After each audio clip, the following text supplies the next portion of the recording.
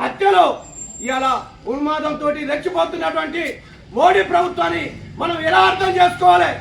ప్రజాస్వామ్యాన్ని గావు కేకలు పెడుతున్న ఈ ప్రభుత్వం రాజ్యాంగాన్ని పాతరేసి ఇవాళ మొత్తం ప్రశ్నించే గొంతుల మీద ఉక్కుపాదం మోపుతుంది.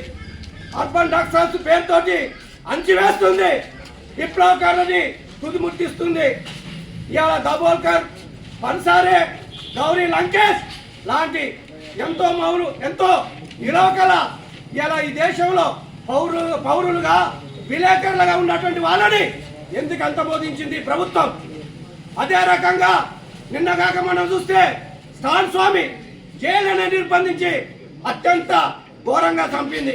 శవాలు కూడా ఇవ్వకోకుండా జైలునే దానం చేసినటువంటిది ఉంది. అందుకనే ప్రశ్నించే గొంతుల మీద ఉక్కుపాదం మోపుతుంది, ప్రశ్నించే గొంతుల మీద ఎన్కౌంటర్ చేస్తుంది. పూర్తికప్పు ఎన్కౌంటర్లకి ఎందుకు బాధపడుతుంది కేంద్ర ప్రభుత్వం? 3 సార్లు అధికారంలోకి వచ్చి నాకు ఎదురు లేదని ఇర్రవీగుతున్న మోడీ ప్రభుత్వం నిన్నగాక మొన్ననే రైతాంగం మీద 46 కార్మిక చట్టాల మీద ఇలా ఏదైతే నిర్ణయాలు చేస్తే 3 వ్యవసాయ నల్ల చట్టాలు, 46 కార్మిక చట్టాలని 4 లేబర్ కోడ్గా విభజిస్తే ఢిల్లీ నడిబొడ్డులో రైతులు కర్రు కాల్చి కీళ్ళ మీద వాత పెట్టారు ఈ ప్రభుత్వానికి. అందుకనే ప్రభుత్వం ఇప్పటికైనా అర్థం చేసుకోవాలి. ప్రభుత్వం డయ్యర్ సామ్రాజ్యవాద దేశాలు, హిట్లర్ సామ్రాజ్యవాద దేశాలు ప్రజల మీద కత్తి కట్టి ప్రజల మీద రొమ్మలొట్టినటువంటి ప్రభుత్వాలు మడుగలు సాధించలేదు. అందుకనే నియంతలాగానే నియంతలాగానే శాసిస్తా ఉంటే ప్రజలు క్షమించరు. ప్రజలు చరిత్ర చెత్తపుట్లలో విసిరివేస్తారు అనేది ఈ సందర్భంగా ప్రజల తరపున ఇవాళ ప్రజాస్వామ్యం తరపున మేము ప్రశ్నిస్తున్నాం. మోడీ ఇప్పటికైనా అర్థం చేసుకోవాలి.